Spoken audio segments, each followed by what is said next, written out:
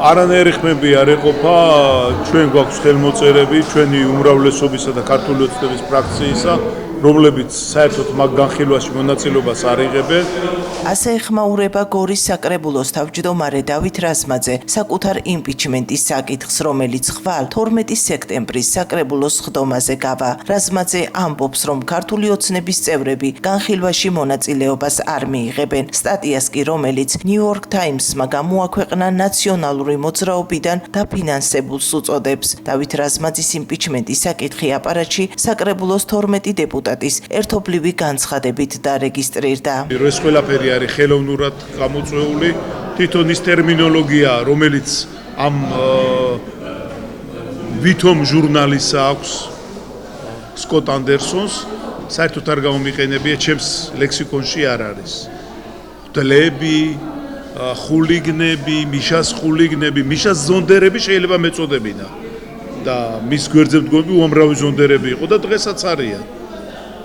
მაგრამ ეს ხულიგნები და რატომ გაიგივეს ამ აგენტებმა თუნდაც ხულიგნები ჩვენს ჯართან? აი საინტერესო ეს არის. მე მოვითხოვე ეს ჩანაწერი, მაგრამ ჯერჯერობით არაფერი ჩანს. ეს გაზეთი თებერვლიდან უკვე სახელმწიფო დაფინანსებაზე არ არის. ანუ მაპატიეთ შედარება, მაგრამ საშოვარზე ჩამოსული იყო ეს სკოტ ანდერსონი და დიდი ალბათობით ნაციონალური მოძრაობის, ასე ვთქვათ, სალაროდან არის დაფინანსებული. რაც შეეხება მოახლოვებულ თვითმმართველობის არჩევნებს, რაზმაძე არც მაჟორიტარულ და არც პროპორციულ სიებში არ არის. კითხვაზე იმ შემთხვევაში, თუ ინტერვიუ ამ ფორმით გამოქვეყნდა, ვის და რატომ დაჭირდა, რაზმაძე ასე პასუხობს. 21 მარტს არის ჩაწერილი. არ ვიცი, ბევრი კითხვის ნიშნები. მე თვითმმართველობაში მოღვაწეობა დავამთავრე. არ ვიცი, ჯერჯერობით რაღაცას მოვიფიქრე.